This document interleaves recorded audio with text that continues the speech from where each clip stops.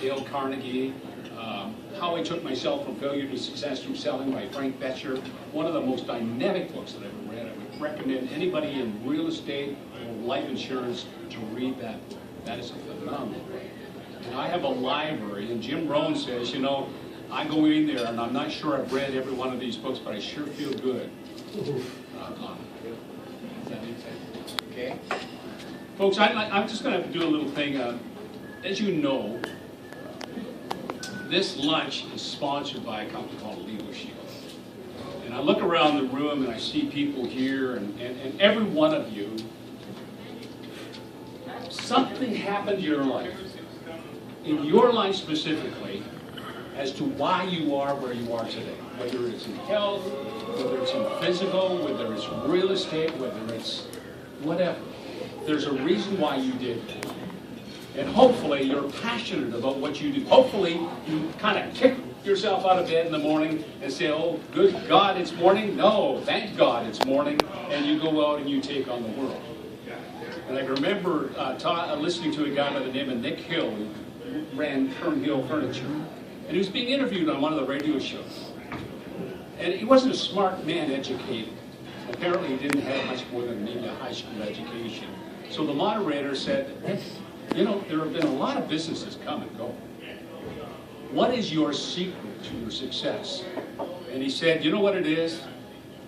Every night before I go to bed, I make a list of 7 things that I've got to do tomorrow. So when he gets up the next day, he knows exactly how his day is going to be formulated.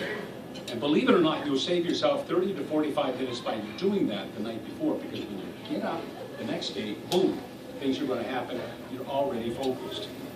So like so many of you, I had a dream. I wanted to be a radio announcer. Oh man, I wanted to be a radio announcer. I was a radio announcer. I was a pretty doggone good radio announcer.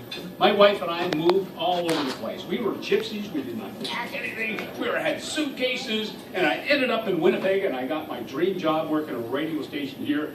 I was blessed for 2 years. And then along came a new manager, and they decided they were going to change the format of the radio station. Boom, I was gone. That was it. It was over. Didn't get any severance paid, and no thank you, nothing. Probably they didn't do it legally. I didn't know. I really didn't know too much about that. But my wife read me the riot act. She said, Ron, we're not moving anymore. The kids are in school. We all know Army brats, right? They're all over the place. They're being dragged. And my kids, I just wanted them to get stabilized.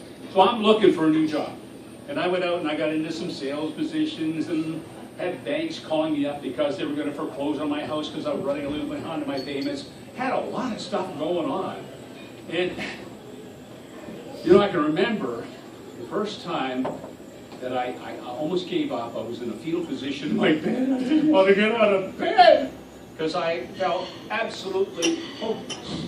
I felt like just a piece of crap. And everybody was telling me I probably was.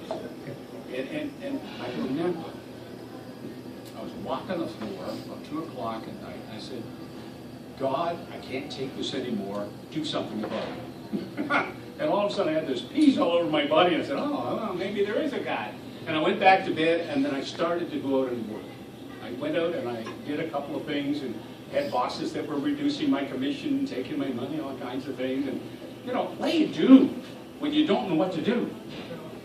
Like, I couldn't afford a lawyer. Who can afford a lawyer? Do you agree that lawyers are pretty expensive? Mm-hmm. Okay?